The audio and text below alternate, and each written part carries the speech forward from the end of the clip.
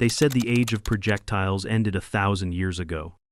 No one threw, launched, or fired anything anymore. They guided it. Every weapon in the galaxy was smart, self-correcting, and polite enough to ask for permission before it killed. Violence had become an algorithm. That's why the assignment was supposed to be a joke, a class project, a nostalgic tribute to the past. Build a primitive ranged weapon, the professor had said. No plasma, no gravity fields, just physics. The room glowed with elegant prototypes. Energy bows hummed with refracted light. Dart launchers levitated ammunition on coils of magnetized air. One group had even created a harmonic resonance cannon that used sound to displace matter. Everything shimmered. Everything was quiet, calibrated, beautiful. And then the human walked in, carrying a stick, a strip of rubber, and a pouch of metal bearings.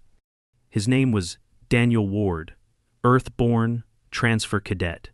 He didn't walk with bravado or wear his weapon like a statement. He carried it like a tool casually, like a thing meant to be used, not displayed. He took a seat near the back, placed his weapon gently on the table, and began adjusting the bands. No glow, no hum. Just wood, tension, and intent. Professor Zeltor, skeletal, chitin-framed, and respected in every combat science division across the core systems, turned toward the new arrival with a diplomatic smile. "Cadet Ward," he said, with exaggerated civility. "I trust this. Arrangement is your contribution?" Daniel nodded.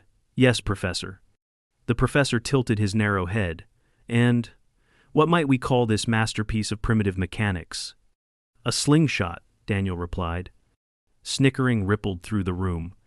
A Lernari cadet leaned to his neighbor and whispered, "He brought a child's toy." The professor, to his credit, maintained a veneer of academic neutrality. "Charming," he said. "And does this slingshot have predictive tracking?" "No." "A stabilizing baseplate?" "No, sir." "Homing capability?" Daniel shook his head once. "Just hands." The murmurs grew louder. Professor Zeltor's voice sharpened slightly. "You intend to hit a target at range using elastic recoil and mass alone?" Daniel's response was simple. "Yes. I have innate it." "You believe this design will achieve the assignment's objectives?" Daniel smiled, not wide, not smug, just certain.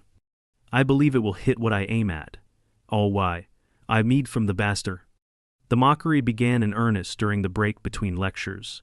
Cadets from 3 species surrounded Daniel's workstation, their own gleaming prototypes displayed like trophies.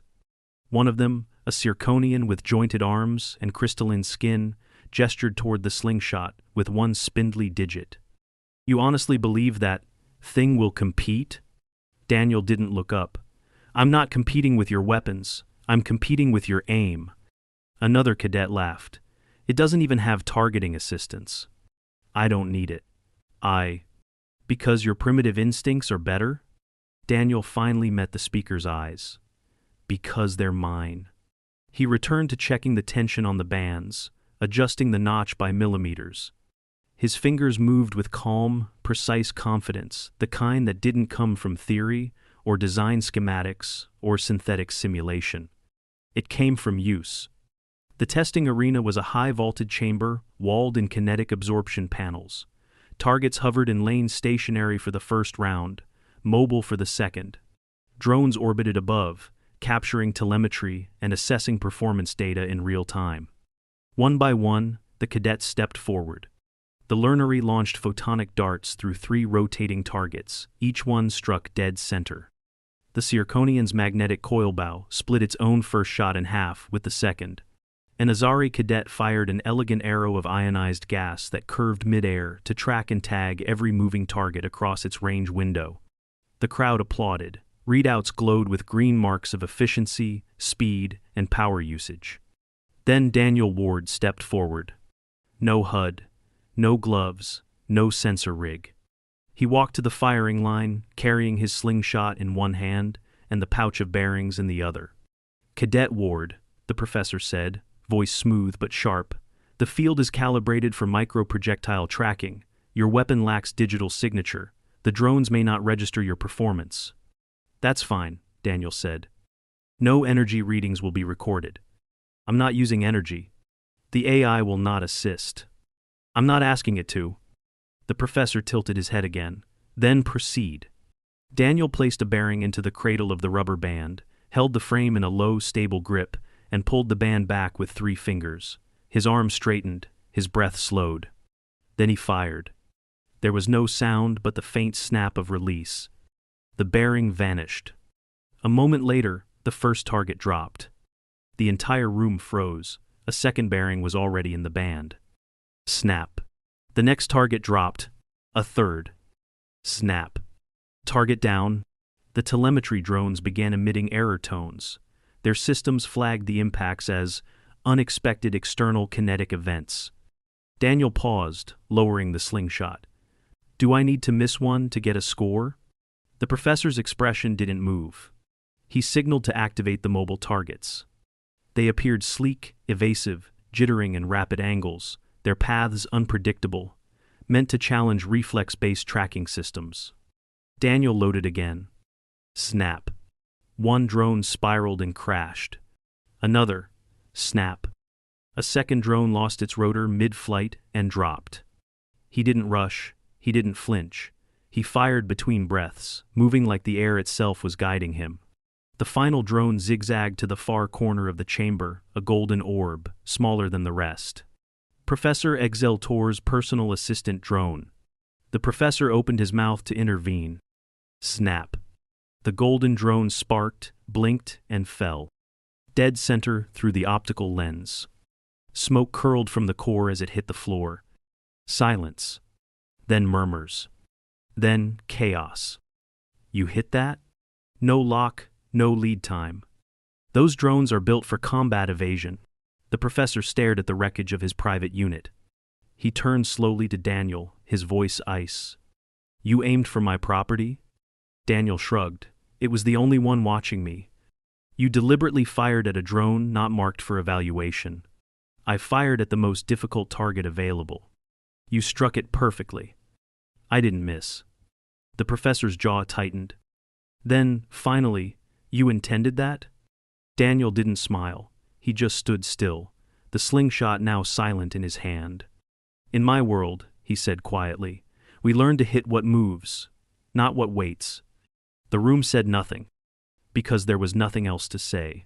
The next morning, the slingshot had its own entry in the Academy's incident archive. It wasn't categorized under weapons, not yet, but it sat in a curious gray zone between educational tool and hazardous mechanical implement. Professor Zeltor had filed the report himself, though the language was curiously neutral for someone whose personal drone now lay in an evidence drawer, blackened circuitry, melted lens, memory core irreparably damaged. The incident review included several odd notations. Cadet achieved high-velocity impact with zero energy assistance. Target successfully evaded AI-guided tracking in prior simulations. Kinetic analysis shows biomechanical performance exceeding expected limits for unassisted humanoid musculature. Under the final line was a single recommendation, written in Zeltor's clawed handwriting. Do not underestimate biological solutions. Daniel Ward didn't mention the drone. He didn't bring it up at breakfast in the student commissary, didn't brag about it in the corridor. If anything, he seemed quieter than usual, calmly eating his synthetic protein bar while reviewing aerodynamics data on his pad-old footage of birds, stones skipping across water, human athletes throwing javelins in Earth's early Olympic archives. A few cadets passed his table with narrowed eyes. A Varnet student even stopped mid-step, just to check the pouch hanging from Ward's belt. It held only steel bearings and a cleaning cloth. No hum, no tech. Just metal and oil. Was it luck? The Varnet finally asked, voice clipped. Ward looked up. Which one? The drone. The professor's. Ward thought about it. Then, no. You didn't even use a sighting mechanism. I used my eye. Primitive, the cadet muttered, stepping away. Ward returned to his pad. He didn't look offended. He just seemed disappointed the conversation ended so soon. The real consequence of the demonstration wasn't disciplinary. It was psychological. Across campus, in training halls and cafeterias, Combat cadets who once bragged about orbital snipers and self-correcting railguns were now whispering about tension force, bearing mass, and the parabolic arc of a hand-thrown stone. The most unnerving detail was that the Academy had no real way to regulate what Ward had done. The slingshot wasn't illegal, the bearing wasn't classified as ammunition, no kinetic rules had been broken. Technically, he'd obeyed the assignment better than anyone. He'd built a ranged weapon from primitive mechanical principles. And it had punched a hole through a drone rated for frontline data combat. Worse still, he'd made it look easy. The next lecture opened in near silence. Professor Exceltor entered the room with his usual poise, but the shift in atmosphere was clear. Students no longer hovered over their shining prototypes. They watched the door instead. Ward arrived last. He wasn't late, he just waited. He walked to his seat, slingshot holstered at his belt, bearing pouch sealed tight. He didn't meet anyone's gaze. Zeltor stepped to the center of the classroom dais and activated the holo projector. Today's topic, he said, voice flat, is trajectory under non-assisted systems. No one moved. Let us begin with a practical question. Who here believes they could outshoot Cadet Ward? The room held its breath. No one raised a hand. Zeltor's gaze swept the room. No one? Not even those of you with stabilized recoil mounts or neural feedback gloves? A few students shifted, uncomfortable. Fascinating, he said. Let me ask a different question. How many of you tested your weapons against unpredictable targets? A few hands rose, tentatively. Zeltor nodded. And how many hit moving objects without algorithmic correction? Most hands dropped. He turned to Ward. Cadet, may we borrow your weapon? Ward paused, then unhooked the slingshot and handed it over without hesitation. Zeltor held it with 2 fingers delicately, like it might explode. A piece of elastic, a wooden fork, steel pellets, this is what bested our drones.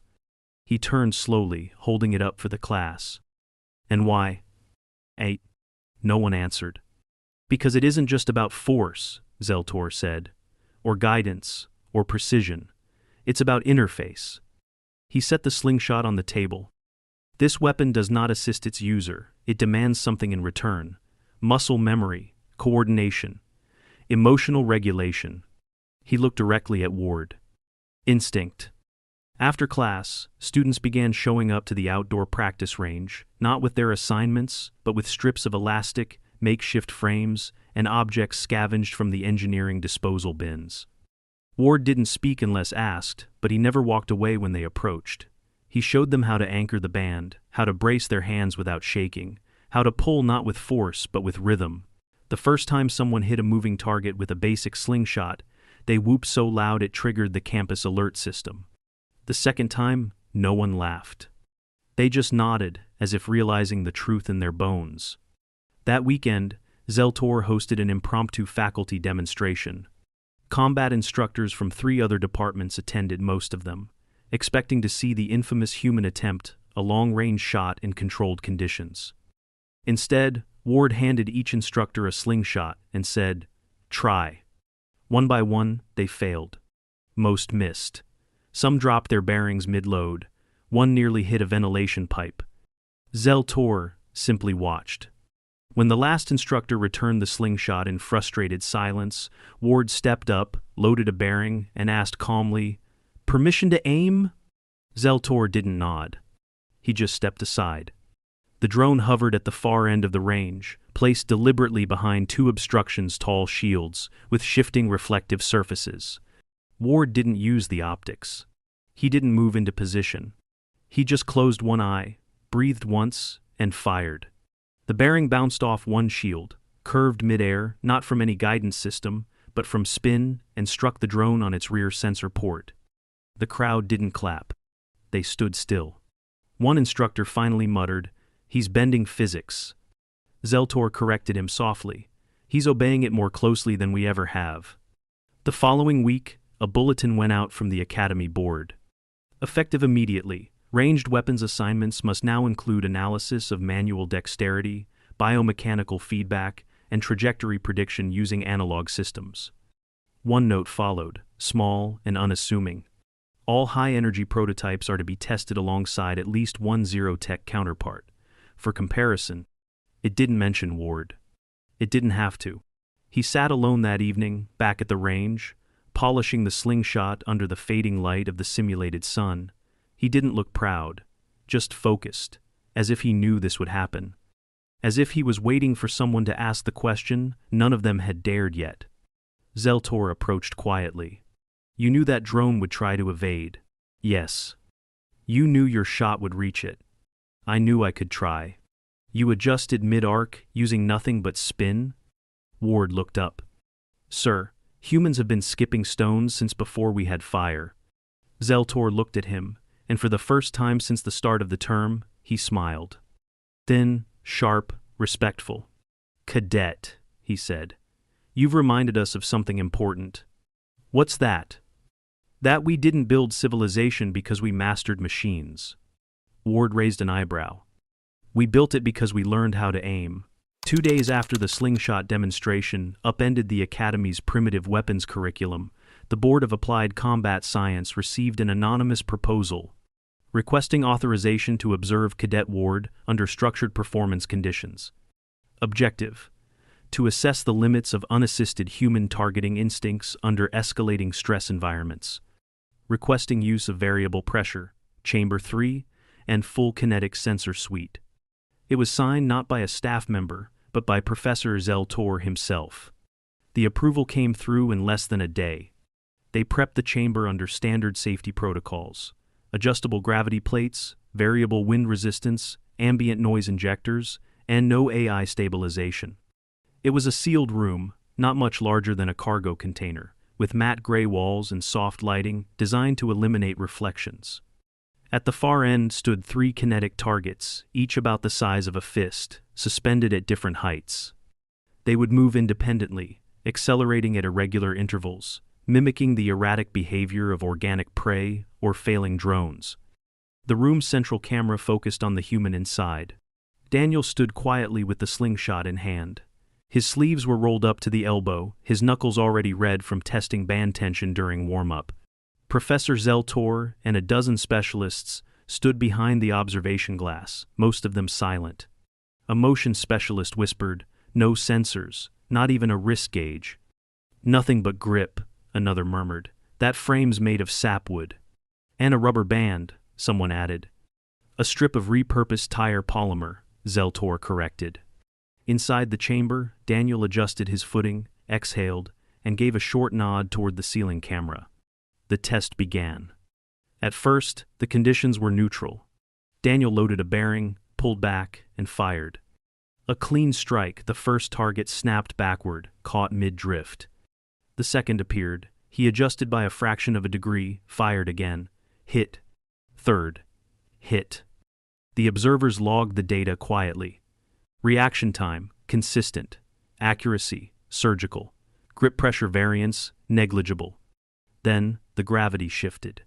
From Earth normal to half, then a sudden spike to 1.7. Most cadets would have staggered.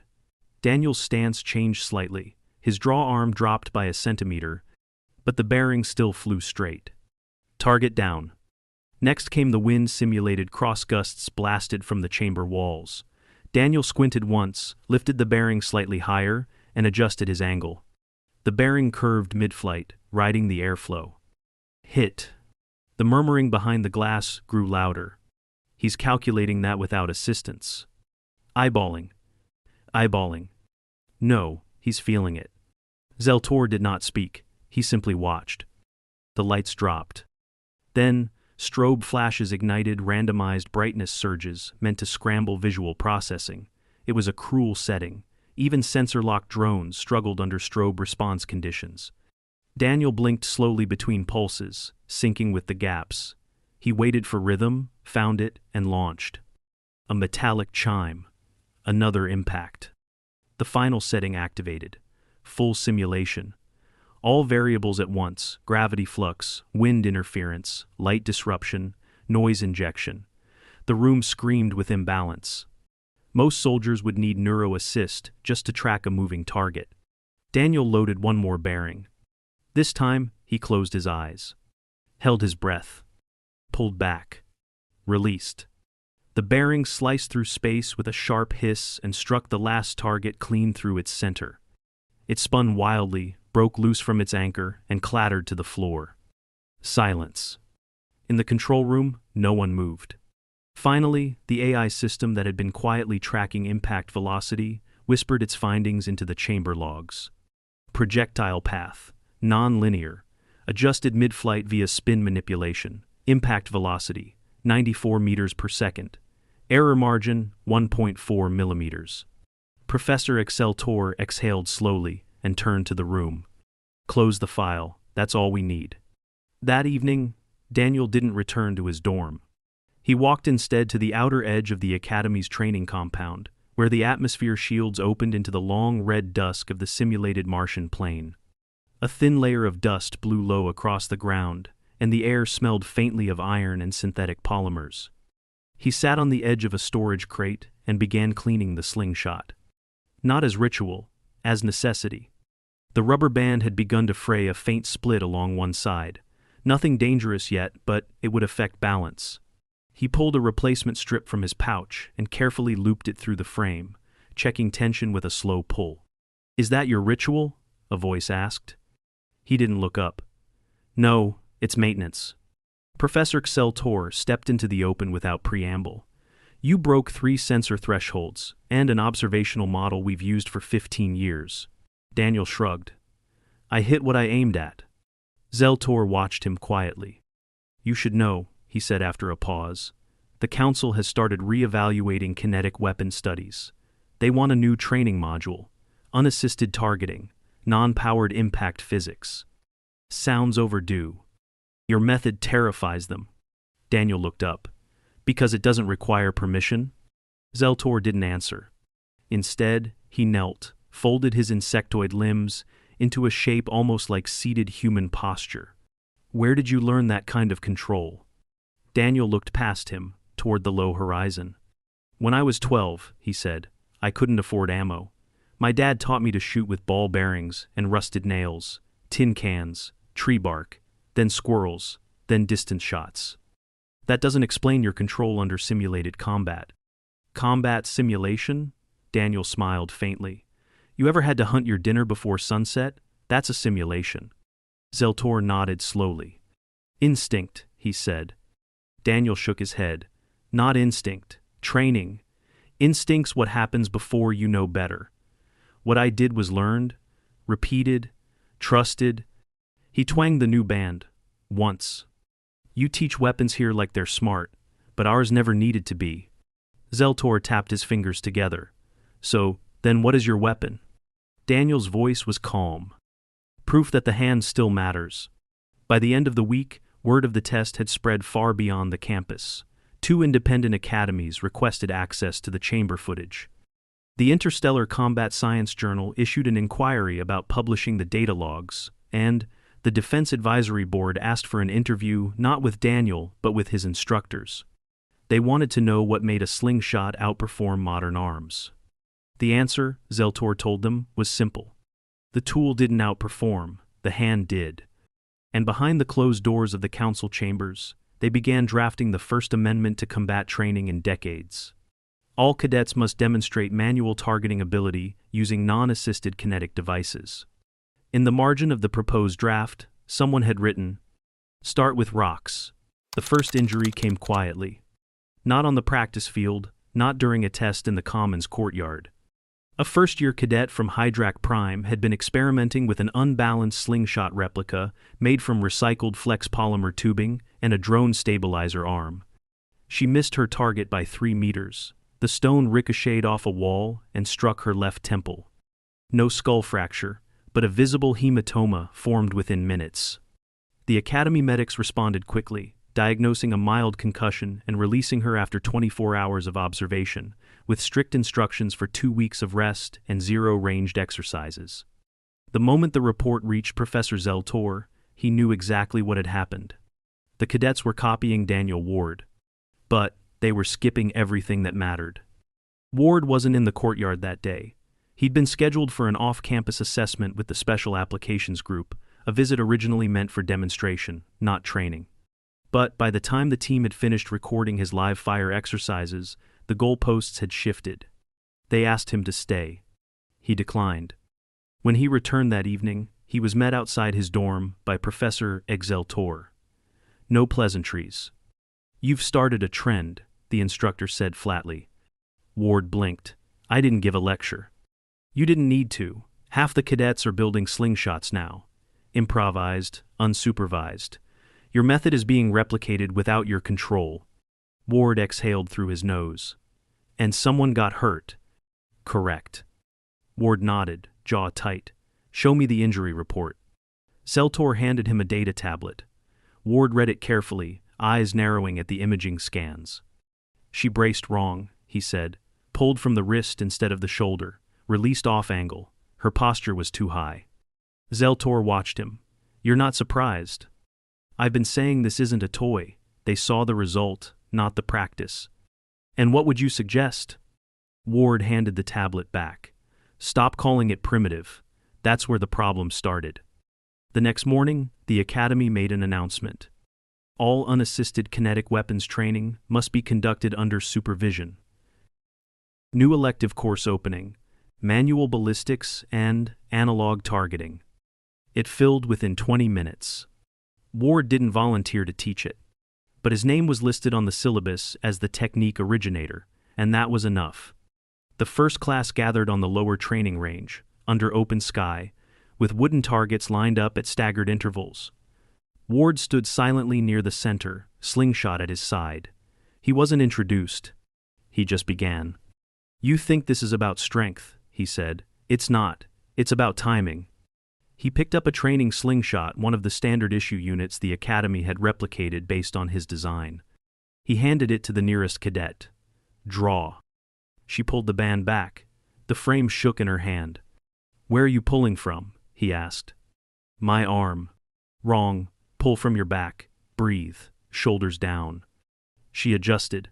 The tremble eased. He stepped back. "Now aim. Not with your eyes. With the space between blinks." Several cadets looked confused.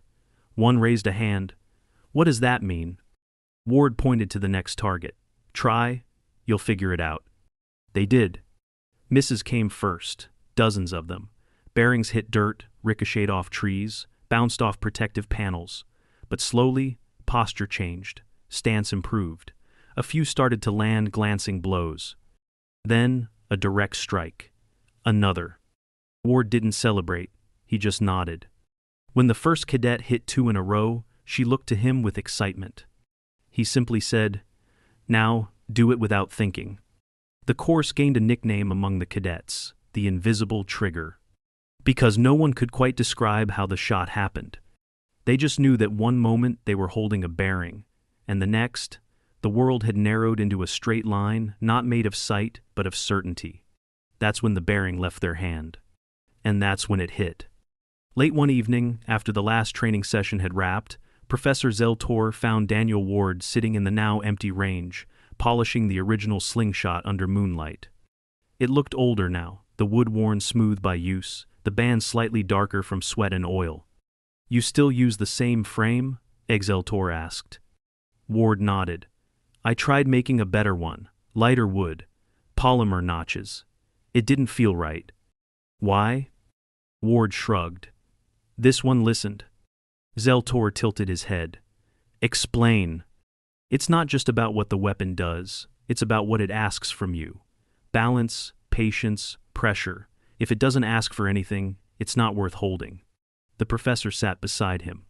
"I've been teaching for 70 years, he said. "I've studied gravity weapons, neural-damped launchers, smart rounds, and in all that time, I've never seen a room go silent after a shot until yours." Ward smiled faintly. "Because it wasn't the weapon that made the silence." "No," Zeltor agreed. "It was the reminder." They sat in companionable quiet for a moment. Then Zeltor asked, "Do you miss real projectiles on your world?" Ward looked up at the stars, simulated, but familiar enough. "We never lost them, just stopped calling them weapons." "What do you call them now?" He smiled. "Tools, games, sometimes warnings." The next day, another drone went down. Not during a test. During a live training exercise in the upper tiers, where high-level cadets practiced with inertial platforms and airborne evasive units. The drone had broken protocol and veered too close to the observation deck. Its proximity triggered an automatic threat designation. A cadet flinched. Ward saw it happen from the opposite field. He was too far to run, but not too far to aim. The shot took 3 seconds. Snap. The bearing flew clean through the outer stabilizer ring of the drone, spinning it off course just enough to drop its threat flag and reroute its trajectory. No one was hurt. The security officer on duty submitted a report. The drone's course review noted a single line. Collision avoided by manual projectile. Time to impact calculated at 1.2 seconds. Impact originated from outside assigned safe zone. Origin: Human Cadet Ward. The following week, the Combat Science Board officially recognized the Slingshot not as a curiosity, but as a certified emergency response tool. It was added to the auxiliary carry loadout for field cadets. There were conditions: limited use, design restrictions, must be handmade, no auto assist. One clause stood out. This tool may only be issued to cadets who pass the stillness aptitude test. The board didn't explain what that meant. But everyone on campus already knew, because they'd watched the man who passed it every time he pulled back the band. And they remembered that for all the tech in the galaxy, nothing moved faster than a hand that knew when to let go. The final test was unannounced. No dates, no rosters, no warning. One moment, it was another quiet morning at the Galactic Academy of Applied Combat Science. The next, every senior cadet received a single-line message through their secure comms channel. Report to Observation Hall Delta. Bring your issued analog tool. No substitutions. Daniel Ward read the message once, closed his locker, and clipped his slingshot to his belt. He didn't ask questions. He knew what was coming. Not because anyone had told him. Because after all the lectures, the tests, the mimicry and revisions, there was still one lesson left to give. And the Academy was finally ready to hear it. Observation. Hall Delta wasn't a training room. It was where evaluations happened, where cadets sat behind blast-proof glass and watched war simulations, where instructors dissected failure and survival frame by frame. Now, for the first time, it wasn't a place for watching. It was a stage. The cadets filed in, weapons slung over shoulders or strapped to thighs. Some carried slingshots, nearly identical to Daniel's. Others had modded versions, different materials, curved grips, specialized cradles for shaped shot. Most were copies. One or two might have improved on the original. Daniel sat in the second row, hands folded over his knees.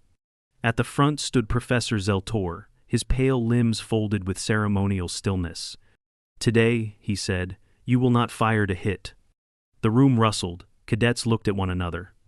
"You will fire to miss." That got their attention.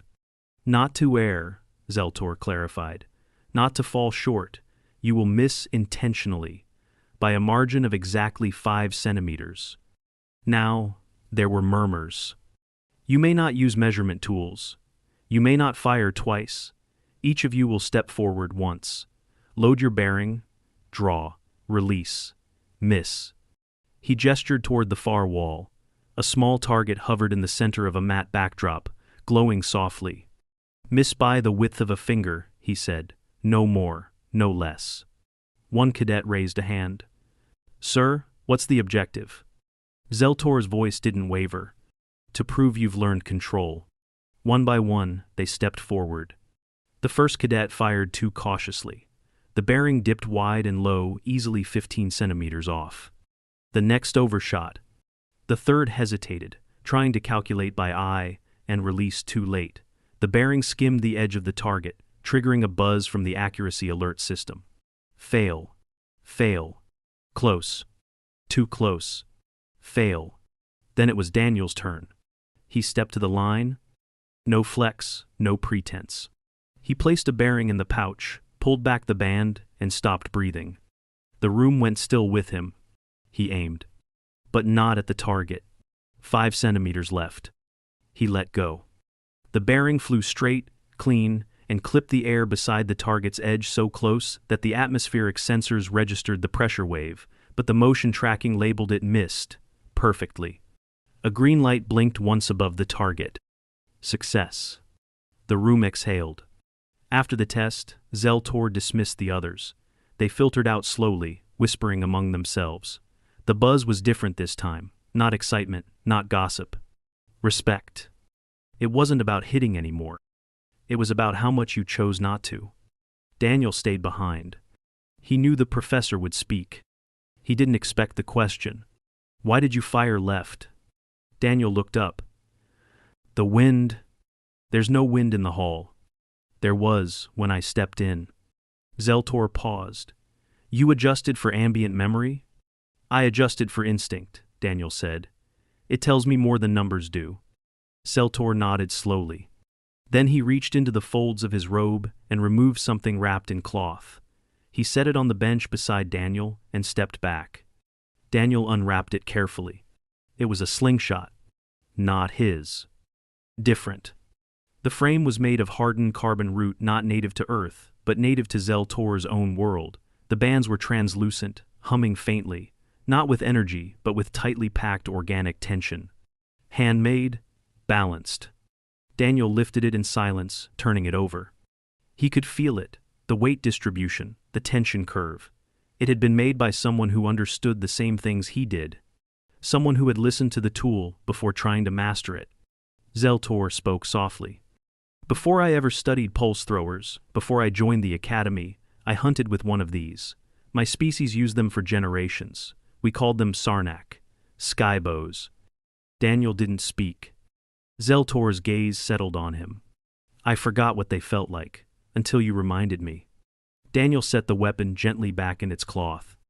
I didn't come here to teach, he said. You didn't, Zeltor replied, but you did anyway. In the weeks that followed, the Academy implemented sweeping changes to its training standards. Digital targeting drills were reduced. Muscle memory testing increased. The stillness aptitude test became mandatory for all second-year combat cadets, not just for slingshots, for everything. Because the lesson had stuck. Precision wasn't about machinery. It was about a moment, the breath between motion and release, the line between knowing and guessing. Cadets started spending more time at the analog range than the VR chamber, not because they needed to, because they wanted to. To feel it. The band pull. The stillness. The shot. Daniel Ward graduated with no honors. He didn't need them. He left the academy with his slingshot, a carbon root Sarnak wrapped in cloth, and a new regulation named unofficially in his memory. Ward's Law. If it moves, aim ahead. If it breathes, aim narrow. If it watches, aim back. When asked years later why he chose a slingshot, of all things, he answered with only one line. Because it always knew when to let go, and so did I. And in the archives of the galaxy's most advanced combat school, under the curriculum for primitive ranged weaponry, the first listed entry remained. Tool. Name, slingshot. Energy source, none. Assist systems, none. Danger rating. Situationally lethal. Recommended use. When instinct matters more than code. Cadet of origin. Ward. Daniel, human. Note. Don't underestimate the hand. It remembers more than machines ever will.